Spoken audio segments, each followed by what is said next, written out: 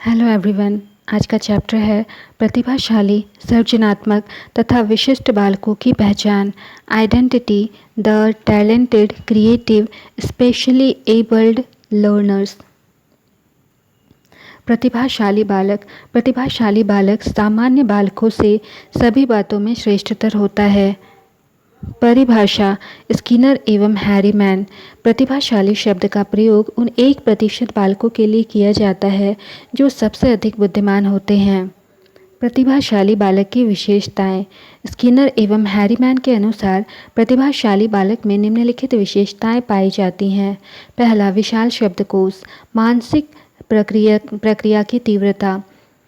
तीसरा, दैनिक कार्यों में विभिन्नता। चौथा, सामान्य ज्ञान की श्रेष्ठता। पांचवा, सामान्य अध्ययन में रुचि। छठा, अध्ययन में अद्वितीय सफलता। सातवां, आश्चर्यजनक अंतर्दृष्टि का प्रमाण। आठवां, पाठ्य विषयों में अत्यधिक रुचि या अरुचि। नौवां, विद्यालय के कार्यों के प्रति बहुधा उदासीनता। 10वां, बुद्धि परीक्षणों में उच्च बुद्धि लब्धि 130+ से 170+ तक। प्रतिभाशाली बालक की शिक्षा। हैविंगहर्स्ट के अनुसार प्रतिभाशाली बालकों के लिए शिक्षा का सफल कार्यक्रम वही हो सकता है जिसका उद्देश्य उनकी विभिन्न योग्यताओं का विकास करना हो। इस कथन के अनुसार प्रतिभाशाली बालकों की शिक्षा का कार्यक्रम इस प्रकार होना चाहिए। पहला, सामान्य रूप से कक्षोन्नति। दूसरा, विशेष व विशिष्ट पाठ्यक्रम। तीसरा, शिक्षक का व्यक्तिगत ध्यान। चौथा, संस्कृति की शिक्षा। पांचवा, सामान्य बालकों के साथ शिक्षा। छठा, विशेष अध्ययन की सुविधा। सातवां, पाठ्यक्रम सहभागी क्रियाओं का आयोजन। आठवां, सामाजिक अनुभवों के अवसर। नौवां, नेतृत्व का प्रशिक्षण। और 10वां, व्यक्तित्व का पूर्ण विकास। प्रतिभावान बालकों की पहचान। प्रत्येक कक्षा या स्कूल में प्रतिभावान बालक होते हैं, लेकिन इनका पता लगाना और चयन करना आसान कार्य नहीं है। इसके लिए अध्यापक को विभिन्न प्रविधियों का प्रयोग करना पड़ता है। अतः इन प्रविधियों का ज्ञान अध्यापक के लिए आवश्यक है, अन्यथा बालक की प्रतिभा दब कर रह जाएगी। इनकी पहचान या चयन के लिए अध्यापक निम्नलिखित प्रविधियों का प्रयोग कर सकता है। बुद्धि परीक्षण। प्रतिभावान बालकों की पहचान के लिए अध्यापक विभिन्न प्रकार के बुद्धि परीक्षणों या परीक्षाओं का प्रयोग कर सकता है। ये बुद्धि परीक्षाएं अध्यापक व्यक्तिगत तौर पर या समूह में प्रयोग कर सकता है। इन परीक्षणों के लिए अध्यापकों का प्रशिक्षण अति आवश्यक है। दूसरा, उपलब्धि परीक्षाएं। बुद्धि परीक्षाओं के अतिरिक्त बालकों की उपलब्धि परीक्षाओं द्वारा भी प्रतिभावान बालकों की श्रेणी के लिए पहचाना जा सकता है। इस प्रकार की परीक्षाओं में विद्यार्थियों की उपलब्धियों का ज्ञान भलीभांति हो जाता है। उच्च स्तर की उपलब्धि बालक के प्रतिभावान होने की आशा जागृत करती है। तीसरा, अभिरुचि परीक्षाएं। अभिरुचि से बालकों के भविष्य की सफलता के बारे में अनुमान लगाया जा सकता है, क्योंकि अभिरुचियां किसी एक विशेष योग्यता से संबंधित होती हैं। बुद्धि परीक्षाओं की तरह अभिरुचि परीक्षाएं भी होती हैं। इन परीक्षाओं के लिए अध्यापक का प्रशिक्षण अति आवश्यक है। चौथा, संबंधित व्यक्तियों से सूचनाएं। प्रतिभावान बालकों के व्यक्तित्व के बारे में अध्यापक अन्य व्यक्तियों से भी सूचनाएं एकत्रित कर सकता है। बुद्धि आदि के अतिरिक्त यदि अध्यापक अन्य गतिविधियों में बालकों की प्रतिभा का अनुमान लगाना चाहता है तो वह प्रतियोगिताएं आदि करवाकर उनकी अन्य योग्यताओं में वरिष्ठता का अनुमान लगाकर प्रतिभावान बालक की खोज कर सकता है। संबंधित व्यक्तियों के अध्यापक बालकों की रुचियों का ज्ञान भी प्राप्त कर सकता है और उनकी रुचियों के अनुसार अपने शिक्षण कार्य में आवश्यक परिवर्तन एवं सुधार ला सकता है। डी हॉर्न और कफ की सूची के आधार पर डी हॉर्न और कफ ने प्रतिभावान बालकों के गुणों की एक ऐसी सूची तैयार की है जिसके आधार पर प्रतिभावान बालकों का पता लगाया जा सकता है। इस सूची की प्रमुख विशेषताएं निम्नलिखित हैं। ऐसे बालक सब कुछ आसानी से याद कर लेते हैं। ये स्पष्ट रूप से सोचने, अर्थों को समझने और संबंधों की पहचान करने में श्रेष्ठ होते हैं। सामान्य बुद्धि का प्रयोग अधिक करते हैं, बिना रट कर समझने में विश्वास करते हैं, शब्द ज्ञान बहुत विस्तृत होता है, कठिन कार्यों को आसानी से कर लेते हैं, मौलिक चिंतन कर सकते हैं। उपरोक्त गुणों के आधार पर अध्यापक शैक्षणिक और बौद्धिक रूप से प्रतिभावान बालकों की पहचान करने में सफलता प्राप्त कर सकता है। प्रतिभाशाली बालकों की शैक्षिक व्यवस्थाएं। कक्षा में प्रतिभावान बालकों की उपस्थिति अध्यापकों के लिए बहुत सी समस्याएं उत्पन्न कर देती हैं, अतः ऐसे बालकों के लिए विशेष शिक्षा की आवश्यकता पड़ती है और अध्यापकों को विशेष प्रशिक्षण की कुछ प्रमुख शैक्षिक व्यवस्थाओं का वर्णन निम्नलिखित है। अवसरों की समानता से अभिप्राय है कि अध्यापक सामान्य बालकों की तरह प्रतिभावान बालकों को भी उनकी अपनी योग्यताओं या प्रतिभाओं को विकसित करने का अवसर प्रदान करे। तीव्र पदोन्नति। कई मनोवैज्ञानिक और शिक्षाशास्त्री प्रतिभावान बालकों की तीव्र पदोन्नति की सिफारिश करते हैं, लेकिन यह अमनोवैज्ञानिक बात होगी। ऐसा करने से बालक उस कक्षा में पहुंच जाते हैं जिनके अन्य बालक शारीरिक रूप से, मानसिक रूप से और सामाजिक रूप से अधिक विकसित होते हैं।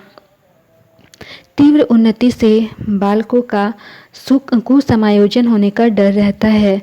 इस प्रकार तीव्र पदोन्नति का बालकों पर विपरीत प्रभाव पड़ने की संभावना रहती है। पाठ्यक्रम की समृद्धि। प्रतिभावान बालक पाठ्यक्रम को समझने में सामान्य बालकों से कम समय लेते हैं। यह बचा हुआ समय उन्हें किसी और कार्य में व्यस्त करके उपयोग किया जा सकता है। हैलिंगवर्थ ने पाठ्यक्रम की समृद्धि के लिए निम्नलिखित कार्यक्रम बताए हैं। पहला, सभ्यता का अध्ययन। दूसरा, जीवन गाथाओं का अध्ययन। तीसरा, आधुनिक भाषाओं का अध्ययन। और चौथा, विशेष योग्यताओं का अध्ययन। चौथा, बुरी सामाजिक आदतों से रोकना। यदि प्रतिभावान बालकों की सृजनात्मक शक्ति का उचित प्रयोग नहीं किया जाता तो वे समाज विरोधी गतिविधियों में सम्मिलित हो सकते हैं।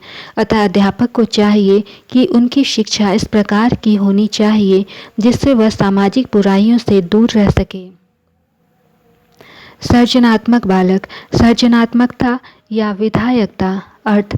सर्जनात्मक शब्द अंग्रेजी के क्रिएटिविटी से बना है। इस शब्द के समानांतर विधायकता, उत्पादन, रचनात्मकता, डिस्कवरी आदि का प्रयोग होता है।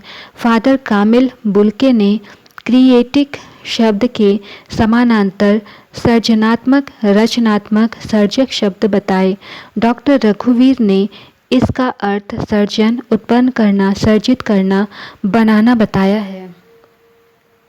परिभाषाएं। जेम्स ट्रेवर के अनुसार अनिवार्य रूप से किसी नई वस्तु का सर्जन करना ही सर्जनात्मकता है। रॉबर्ट फ्रॉस्ट के अनुसार मौलिकता क्या है? यह मुक्त साहचर्य है। जब कविता की पंक्तियाँ या उसके विचार आपको उद्वेलित करते हैं, साधारणीकरण के लिए बाध्य करते हैं, यह दो वस्तुओं का संबोधन होता है। परंतु साहचर्य को देखने की कामना आप नहीं कर सकते, आप तो उसका आनंद उठाते हैं। सार्जनात्मकता के तत्व। गिलफोर्ड ने सार्जनात्मकता के तत्व निम्न प्रकार से बताए हैं। पहला, तात्कालिक स्थिति से परे जाने की योग्यता। जो व्यक्ति वर्तमान परिस्थितियों से हटकर उससे आगे की सोचता है और अपने चिंतन को मूर्त रूप देता है, उसमें सर्जनात्मक तत्व पाया जाता है। समस्या की पुनर्व्याख्या। सर्जनात्मकता का एक तत्व समस्या की पुनर्व्याख्या है। सामंजस्य। जो बालक तथा व्यक्ति असामान्य किंतु प्रासंगिक विचार तथा तथ्यों के साथ समन्वय स्थापित करते हैं, वे सर्जनात्मक कहलाते हैं। चौथा, अन्य के विचारों में परिवर्तन। ऐसे व्यक्तियों में भी सर्जनात्मकता विद्यमान रहती है, जो तर्क, चिंतन तथा प्रमाण द्वारा दूसरे व्यक्तियों के विचारों में परिवर्तन कर देते हैं। सर्जनात्मकता के सिद्धांत। पहला, मनोविश्लेषणात्मक। दूसरा, साहचर्यवाद। तीसरा, अंतर्दृष्टिवाद। चौथा, अस्तित्ववाद। सार्वजनात्मकता की पहचान। सार्वजनात्मकता की पहचान करना शिक्षक के लिए अत्यंत आवश्यक है।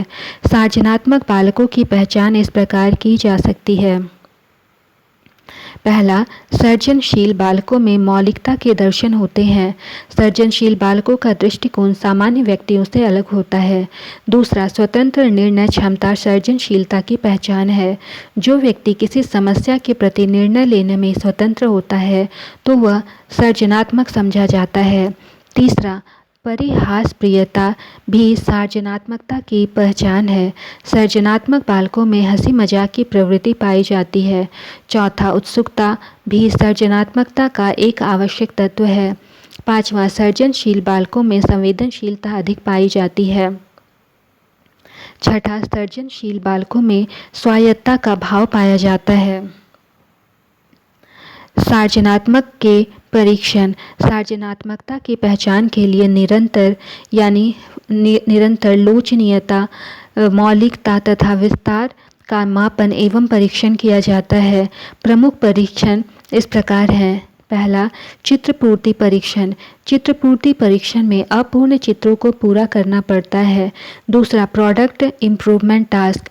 चूने के खिलौने द्वारा नूतन विचारों को लेखबद्ध करके सृजनात्मकता पर बल दिया जाता है। तीसरा, वृत्त परीक्षण। इस परीक्षण में वृत्त में चित्र बनाए जाते हैं। चौथा, टीन के डब्बे। खाली डब्बों में नवीन वस्तुओं का सृजन कराया जाता है। सृजनात्मकता का विकास। शिक्षक को चाहिए कि बालकों में सृजनात्मकता का विकास करने के लिए निम्नलिखित उपाय करें। पहला, तथ्यों का अधिगम। समस्या को हल करने में कौन कौन से तथ्यों को सिखाया जाए, शिक्षक को इस बात पर ध्यान देना चाहिए। दूसरा, मौलिकता। शिक्षक को चाहिए कि वह तथ्यों के आधार पर मौलिकता के दर्शन कराए। तीसरा, मूल्यांकन। बालकों में अपना मूल्यांकन स्वयं करने की प्रवृत्ति का विकास करना चाहिए। चौथा, समस्या के स्तरों की पहचान। समस्या के स्तरों को पहचान कर उसे दूर करना चाहिए। पांचवा, जांच। बालकों में जांच करने की कुशलता का अर्जन कराया जाए। छठा, पाठ्य सहगामी क्रियाएं। विद्यालय में बुलेटिन बोर्ड, मैगजीन, पुस्तकालय, वाद विवाद, खेलकूद, स्काउटिंग, एनसीसी आदि क्रियाओं द्वारा नवीन उद्भावनाओं का विकास करना चाहिए। विशिष्ट बालक। ऐसे बालक जो अपनी योग्यताओं, क्षमताओं, व्यक्तित्व अथवा व्यवहार के कारण अपनी आयु और अन्य औसत अथवा सामान्य बालकों से भिन्न होते हैं। विशिष्ट बालकों में पिछड़े बालक, समस्यात्मक बालक आदि शामिल हैं। पिछड़े बालक। जो बालक कक्षा का औसत कार्य नहीं कर पाता और कक्षा के औसत बालकों से पीछे रहता है, उसे पिछड़ा बालक कहते हैं। पिछड़े बालक का मंद बुद्धि होना आवश्यक नहीं है। पिछड़ेपन के अनेक कारण हैं, जिनमें से मंद बुद्धि होना एक है। यदि प्रतिभाशाली बालक की शैक्षिक योग्यता अपनी आयु के बालकों से कम है तो उसे भी पिछड़ा बालक कहा जाता है। सिरिल बर्ड के अनुसार पिछड़ा बालक वह है जो विद्यालय जीवन के मध्य में अर्थात लगभग 10.5 वर्ष की आयु में अपनी कक्षा से नीचे की कक्षा के उस कार्य को न कर सके जो उसकी आयु के बालकों के लिए सामान्य कार्य है।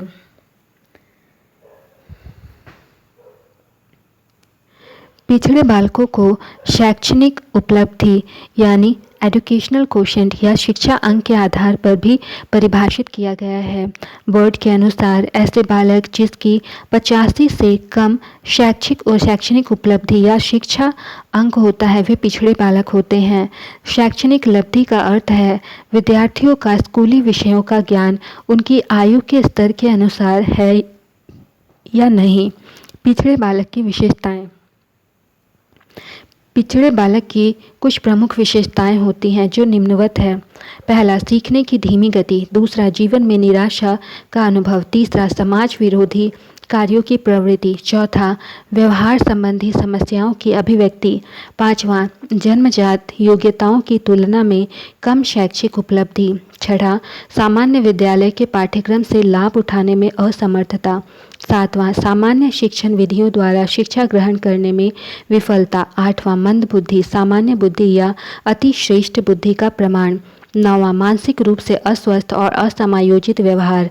10वां, बुद्धि परीक्षाओं में निम्न बुद्धि लब्धि।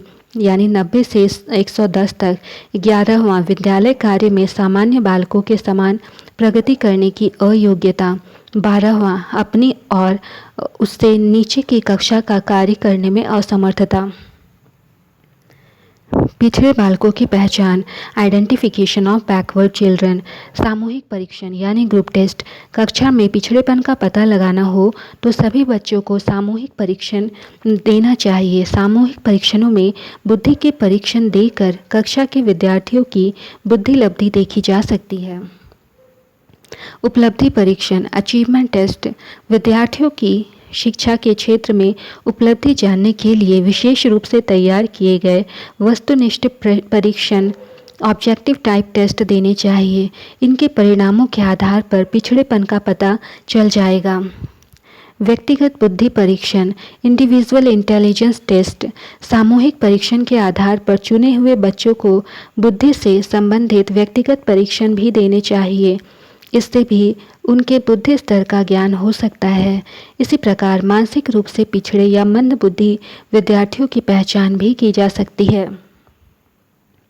समस्यात्मक बालक। समस्यात्मक बालक उस बालक को कहते हैं जिसके व्यवहार में कोई ऐसी असामान्य बात होती है जिसके कारण वह सामान्य बन जाती है, जैसे चोरी करना, झूठ बोलना आदि। समस्यात्मक बालक का अर्थ स्पष्ट करते हुए वैलेंटाइन ने लिखा है, समस्यात्मक बालकों शब्द का प्रयोग साधारणतः उन बालकों का वर्णन करने के लिए किया जाता है जिनका व्यवहार या व्यक्तित्व किसी बात में गंभीर रूप से असामान्य होता है। समस्यात्मक बालकों के प्रकार। समस्यात्मक बालकों की सूची बहुत लंबी है। इनमें से कुछ मुख्य प्रकार के बालक हैं: चोरी करने वाले, झूठ बोलने वाले, क्रोध करने वाले, एकांत पसंद करने वाले, मित्र बनाना पसंद करने वाले, पसंद न करने वाले, आक्रमणकारी व्यवहार करने वाले, विद्यालय से भाग जाने वाले, भयभीत रहने वाले, छोटे बालकों को तंग करने वाले, गृह कार्य न करने वाले, कक्षा में देर से आने वाले आदि।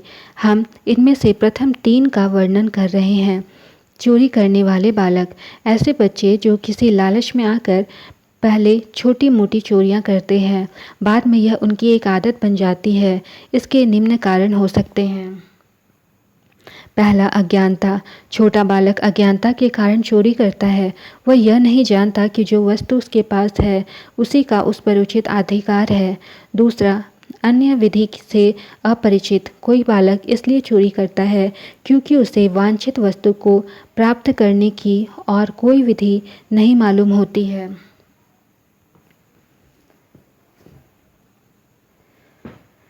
तीसरा, उच्च स्थिति की इच्छा। किसी बड़े बालक में अपने समूह में अच्छी उच्च स्थिति व्यक्त करने की प्रबल लालसा होती है। अपनी इस लालसा को पूरा करने के लिए वह धन, वस्त्र और अन्य वस्तुओं की चोरी करता है। छठा, माता पिता की अवहेलना। स्ट्रेंज के अनुसार जिस बालक की अपनी माता पिता के द्वारा अवहेलना की जाती है वह उनको समाज में अपमानित करने के लिए चोरी करता है। पांचवा, साहस दिखाने की भावना। किसी बालक में दूसरे बालकों को यह दिखाने की प्रबल भावना होती है कि वह उनसे अधिक साहसी है। वह इस बात का प्रमाण चोरी करके देता है। छठा, आत्मनियंत्रण का अभाव। बालक आत्मनियंत्रण के अभाव के कारण चोरी करने लगता है। उसे जो भी वस्तु अच्छी लगती है उसी को वह चुरा लेता है या चुराने का प्रयत्न करता है। सातवां, चोरी की लत। किसी बालक में चोरी की लत होती है। वह अकारण ही विभिन्न प्रकार की वस्तुओं की चोरी करता है। स्ट्रैंग ने अपने एक बालक का उल्लेख किया है जिसमें 23 पेटियों की चोरी की थी। आठवां, आवश्यकताओं की आपूर्ति। जिस बालक की आवश्यकताएं पूर्ण नहीं हो पाती वह उनको चोरी करके पूर्ण करता है। यदि बालक को विद्यालय में खाने पीने के लिए पैसे नहीं मिलते हैं तो वह उनको घर से चुरा ले जाता है।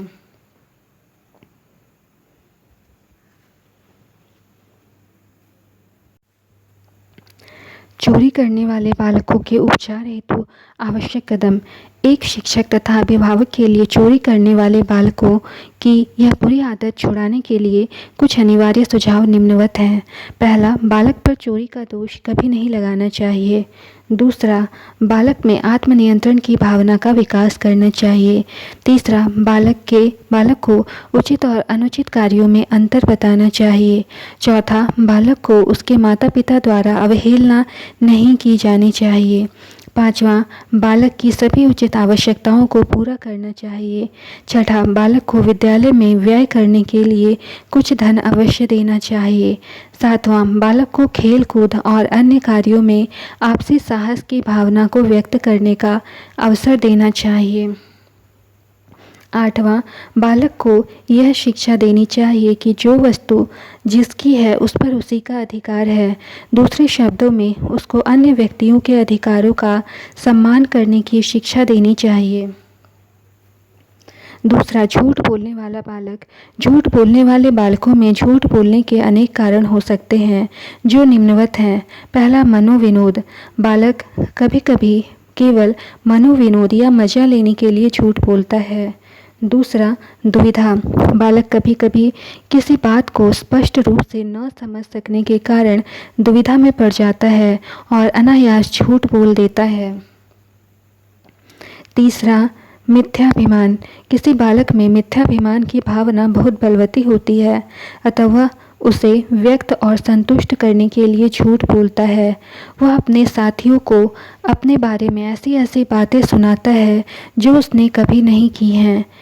चौथा, प्रतिशोध। बालक अपने बैरी से बदला लेने के लिए उसके बारे में झूठी बातें फैलाकर उसको बदनाम करने की चेष्टा करता है। पाँचवां, स्वार्थ। बालक कभी कभी अपने स्वार्थों के कारण झूठ बोलता है। यदि वह गृह कार्य करके नहीं लाया है तो वह दंड से बचने के लिए कह देता है कि उसे अकस्मात पेचिश हो गई थी। छठा, वफादारी। कोई बालक अपने मित्र समूह आदि के प्रति इतना वफादार होता है कि वह झूठ बोलने में तनिक भी संकोच नहीं करता है। यदि उसके मित्र की तोड़ फोड़ करने की प्रधानाचार्य से शिकायत होती है तो वह इस बात की झूठी गवाही देता है और उसका मित्र तोड़ फोड़ के स्थान पर मौजूद नहीं था। सातवां, भय। भय के कारण बालक झूठ बोलता है।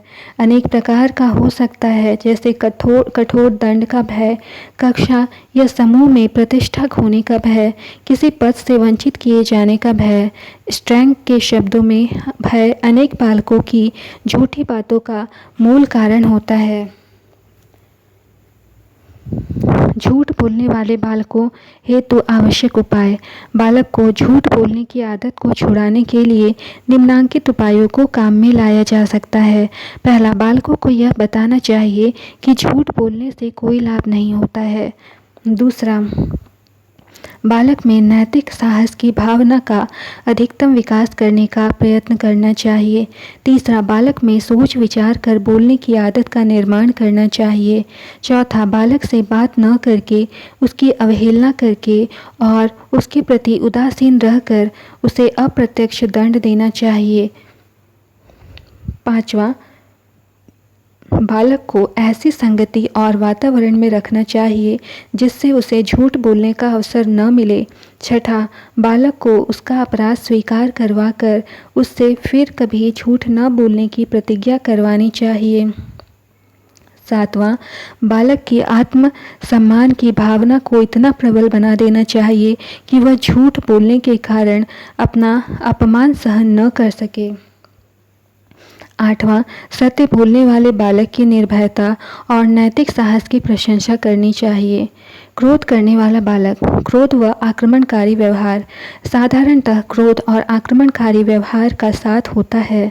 क्रो का कथन है, क्रोध आक्रमणकारी व्यवहार द्वारा व्यक्त किया जाता है। क्रुद्ध बालक के आक्रमणकारी व्यवहार के कुछ मुख्य स्वरूप हैं: मारना, काटना, नोचना, चिल्लाना, खरोचना, तोड़ फोड़ करना, वस्तुओं को इधर उधर फेंकना, गाली देना, व्यंग्य करना, स्वयं अपने शरीर को किसी प्रकार की क्षति पहुंचाना इत्यादि। क्रोध आने के कारण। बालक को क्रोध आने के अनेक कारण हो सकते हैं जो निम्नलिखित हैं। पहला, बालक के किसी उद्देश्य की प्राप्ति में बाधा पड़ना। दूसरा, बालक में किसी के प्रति ईर्ष्या होना। तीसरा, बालक के खेल, कार्य या इच्छा में विघ्न पड़ना। चौथा, बालक को किसी विशेष स्थान को जाने से रोकना। पाँचवा, बालक की किसी वस्तु का छीन लिया जाना। छठा, बालक का किसी बात में निराश होना। सातवां, बालक का अस्वस्थ या रोगग्रस्त होना। आठवां, बालक का किसी कार्य को करने में असमर्थ होना। नौवां, बालक के कार्य, व्यवहार आदि में निरंतर दोष निकालना। 10वां, बालक पर अपने माता पिता के क्रोधी स्वभाव का प्रभाव पड़ना। क्रोध करने वाले बालकों हेतु उठाए जाने वाले आवश्यक उपाय। बालक को क्रोध के दुर्गुण से मुक्त करने के लिए निम्नलिखित उपायों का प्रयोग किया जा सकता है।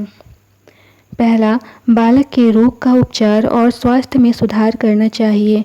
दूसरा, बालक को जिस बात पर क्रोध आए उस पर से उसके ध्यान को हटा देना चाहिए। तीसरा, बालक को अपने क्रोध पर नियंत्रण करने की शिक्षा देनी चाहिए। चौथा, बालक को केवल अनुचित बातों के प्रति क्रोध व्यक्त करने का परामर्श देना चाहिए। पाँचवा, बालक के क्रोध को क्रोध व्यक्त करके नहीं वरन शांति से शांत करना चाहिए।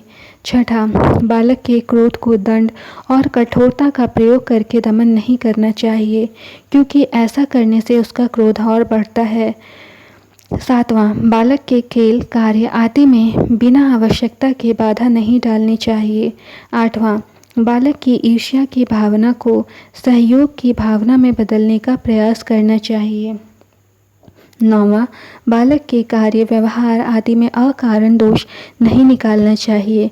10वां, जब बालक का क्रोध शांत हो जाए तब उससे तर्क करके उसे यह विश्वास दिलाना चाहिए कि उसका क्रोध अनुचित था।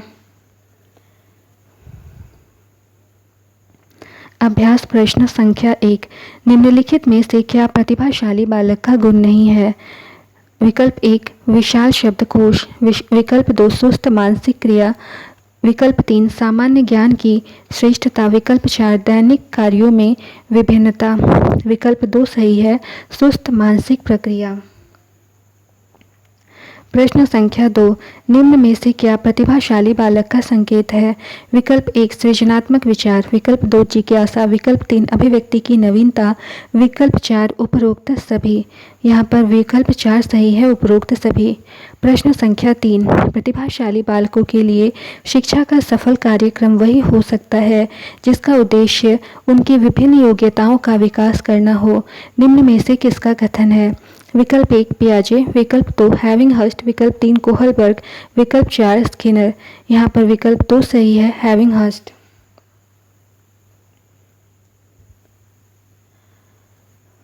प्रश्न संख्या 4, टर्मन के अनुसार प्रतिभाशाली बालकों की बुद्धि लब्धि होती है। विकल्प 1, 110 से 120। विकल्प 2, 140 से अधिक। विकल्प 3, 80 से 90। विकल्प 4, 100 से 130। यहाँ पर विकल्प 2 सही है, 140 से अधिक। प्रश्न संख्या 5, पिछड़े बालकों की बुद्धि लब्धि होती है।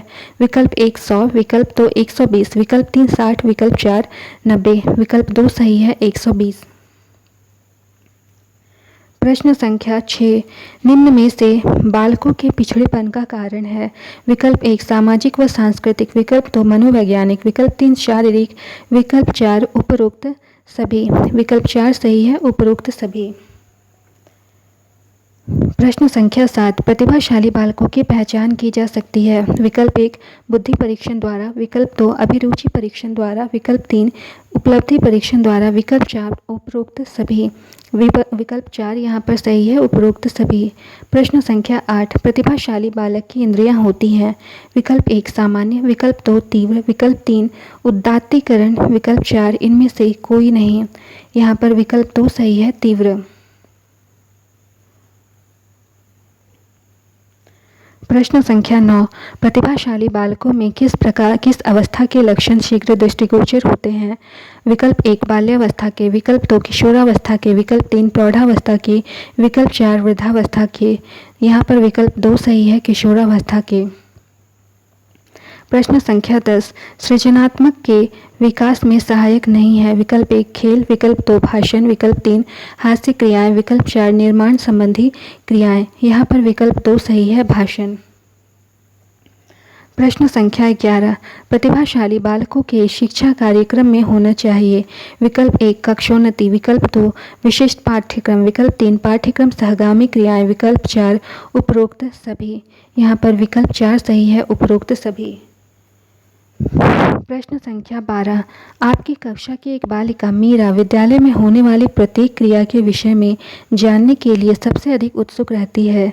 आपकी उसकी इस प्रक्रिया पर प्रतिक्रिया होगी। विकल्प 1 मीरा एक पिछड़ी बालिका है, विकल्प 2 मीरा एक सर्जनशील बालिका है, विकल्प 3 मीरा का मन पढ़ाई में नहीं लगता, विकल्प 4 मीरा को खेलना पसंद है। यहाँ पर विकल्प 2 सही होगा, मीरा एक सर्जनशील बालिका है। प्रश्न संख्या 13 निम्न में से सृजनात्मकता का सिद्धांत नहीं है। विकल्प 1 मनोविश्लेषणात्मक, विकल्प 2 अस्तित्ववाद, विकल्प 3 बाह्य दृष्टिवाद, विकल्प 4 साहचर्यवाद। यहाँ पर विकल्प 3 सही है, बाह्य दृष्टिवाद। प्रश्न संख्या 14 किसी बालक में सृजनात्मकता की जांच करने का उपयुक्त साधन है। विकल्प 1 निरंतरता का परीक्षण, विकल्प 2 लोचनीयता का परीक्षण, विकल्प 3 मौलिकता का परीक्षण, विकल्प 4 उपरोक्त सभी। यहाँ पर विकल्प 4 सही है, उपरोक्त सभी। प्रश्न संख्या 15 एक शिक्षक होने के नाते पिछड़े बालकों के प्रति आपका दृष्टिकोण होना चाहिए। विकल्प 1 उपेक्षापूर्ण, विकल्प 2 सहानुभूतिपूर्ण, विकल्प 3 कठोर, विकल्प 4 इनमें से कोई नहीं। तो यहाँ पर ऑप्शन नंबर 4 करेक्ट होगा, इनमें से कोई नहीं। प्रश्न संख्या 16 आपकी कक्षा के कुछ बालक झूठ बोलते हैं। आप उनकी इस आदत को छुड़ाने के लिए निम्न में से क्या उपाय अपनाएंगे। विकल्प 1 उन्हें सत्य बोलने के लिए प्रेरित करेंगे, विकल्प 2 कक्षा में जो बालक सत्य बोलते हैं उन्हें पुरस्कृत करेंगे, विकल्प 3 सभी बालकों को झूठ बोलने की हानि के विषय में समझाएंगे, विकल्प 4 उपरोक्त सभी। यहाँ पर विकल्प 4 सही है, उपरोक्त सभी। प्रश्न संख्या 17 आपकी कक्षा का एक बालक बहुत ही क्रोधी प्रवृत्ति का है और वह हर बात पर क्रोध करता है। आप उसके इस दोष के निवारण हेतु निम्न में से क्या उपाय करेंगे। विकल्प 1 आप उसे समझाएंगे कि क्रोध करने की क्या क्या हानियां हैं, विकल्प 2 आप उसे प्रताड़ित करेंगे, विकल्प 3 आप उससे बात करना छोड़ देंगे, विकल्प 4 आप उसे कक्षा से बाहर निकाल देंगे। यहाँ पर विकल्प 1 सही है, आप उसे समझाएंगे कि क्रोध करने की क्या क्या हानियां हैं।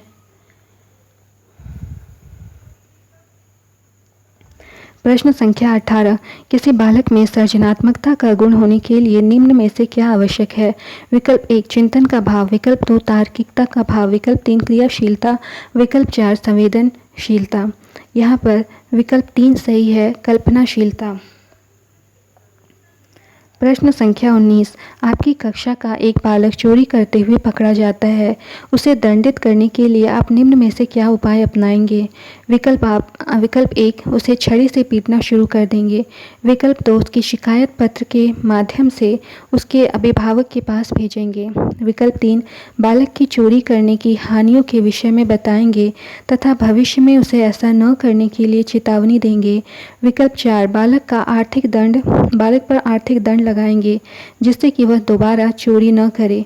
तो यहाँ पर विकल्प 3 सही है, बालक को चोरी करने की हानियों के विषय में बताएंगे तथा भविष्य में उसे ऐसा न करने की चेतावनी देंगे। प्रश्न संख्या 20 किसी सृजनशील बालक का लक्षण है।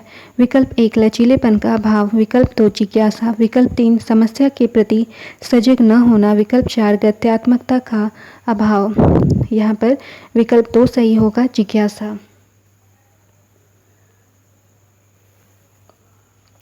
प्रश्न संख्या 21 किशोरावस्था में लड़कों में आपराधिक प्रवृत्ति होने का प्रमुख कारण है। विकल्प 1 निराशा, विकल्प 2 असफलता, विकल्प 3 नए अनुभव की इच्छा, विकल्प 4 उपरोक्त सभी। यहाँ पर विकल्प 4 सही है, उपरोक्त सभी। प्रश्न संख्या 23 आपकी कक्षा का एक बालक सप्ताह में 2-3 बार स्कूल से भाग जाता है, वह बालक है। विकल्प 1 विकलांग बालक, विकल्प 2 मंदबुद्धि बालक, विकल्प 3 पिछड़ा बालक, विकल्प 4 सामान्य बालक। यहाँ पर विकल्प 3 सही होगा, पिछड़ा बालक।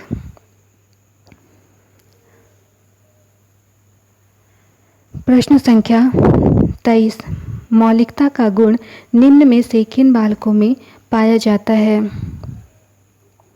विकल्प 1, वे बालक जो धनी परिवार से संबंध रखते हैं। विकल्प 2, वे बालक जो निर्धन परिवार से संबंध रखते हैं। विकल्प 3, वे बालक जो सृजनशीलता का गुण रखते हैं। विकल्प 4, वे बालक जो प्रतिभाशील होते हैं। तो यहाँ पर भी विकल्प 3 सही है, वे बालक जो सृजनशीलता का गुण रखते हैं। प्रश्न संख्या 24, वे बालक जो सामाजिक, भावात्मक, शैक्षिक आदि पक्षों में सामान्य बालकों से भिन्न होते हैं, उन्हें कहा जा सकता है? विकल्प 1, विकलांग बालक। विकल्प 2, अपराधी बालक। विकल्प 3, विशिष्ट बालक। विकल्प 4, क्रोधी बालक। तो यहाँ पर विकल्प 3 सही होगा, विशिष्ट बालक। प्रश्न संख्या 25, पिछड़े बालकों की पहचान हेतु निम्न में से उपयुक्त विधि है? विकल्प 1, मनोवैज्ञानिक विधि। विकल्प 2, खेल विधि। विकल्प 3, निष्पत्ति विधि। विकल्प 4, उपरोक्त सभी। तो यहाँ पर विकल्प 4 सही है, उपरोक्त सभी। प्रश्न संख्या 26, किसी समस्यात्मक बालक की विशेषता नहीं है? विकल्प 1, झूठ बोलना। विकल्प 2, चोरी करना। विकल्प 3, आज्ञा का पालन करना। विकल्प 4, क्रोध करना। तो यहाँ पर ऑप्शन नंबर 3 सही है, आज्ञा का पालन करना। प्रश्न संख्या 27, सृजनात्मक एक गुण है जिससे किसी नवीन तथा इच्छित वस्तु का निर्माण होता है, निम्न में से किसका कथन है? विकल्प 1, बैरन का। विकल्प 2, डंडेकर का। विकल्प 3, जीन पियाजे का। विकल्प 4, B.S. ब्लूम का। यहाँ पर विकल्प 2 सही होगा, डंडेकर का। प्रश्न संख्या 28, निम्नलिखित में से कौन सी विशेषता एक पिछड़े बालक की विशेषता नहीं है? विकल्प 1, सीखने की धीमी गति। विकल्प 2, जीवन में आशा का अनुभव। विकल्प 3, समाज विरोधी कार्यों की प्रवृत्ति। विकल्प 4, असमायोजित व्यवहार। यहाँ पर विकल्प 2 सही है, जीवन में आशा का अनुभव। प्रश्न संख्या 29, आपकी कक्षा के कुछ बालक चोरी करते हैं, उनकी इस आदत का कारण हो सकता है? विकल्प 1, अज्ञानता। विकल्प 2, माता पिता की आज्ञा। विकल्प 3, आत्मनियंत्रण। विकल्प 4, ये सभी। यहाँ पर विकल्प 1 सही होगा, अज्ञानता। प्रश्न संख्या 30, निम्न में से कौन सा शिक्षार्थियों में सृजनात्मकता का पोषण करता है? विकल्प 1, अच्छी शिक्षा के व्यवहारिक मूल्यों के लिए विद्यार्थियों का शिक्षण। विकल्प 2, प्रत्येक शिक्षार्थी की अंतर्जात प्रतिभाओं का पोषण करने एवं प्रश्न करने के अवसर उपलब्ध कराना। विकल्प 3, विद्यालयी जीवन के प्रारंभ से उपलब्धि के लक्ष्यों पर बल देना। विकल्प 4, परीक्षा में अच्छे अंकों के लिए विद्यार्थियों की कोचिंग करना। यहाँ पर विकल्प 2 सही होगा, प्रत्येक शिक्षार्थी की अंतर्जात प्रतिभाओं का पोषण करने एवं प्रश्न करने के अवसर उपलब्ध कराना। ये थी हमारी आज की क्लास। मिलते हैं अगली क्लास में एक नए चैप्टर के साथ। वीडियो देखने के लिए आपका धन्यवाद।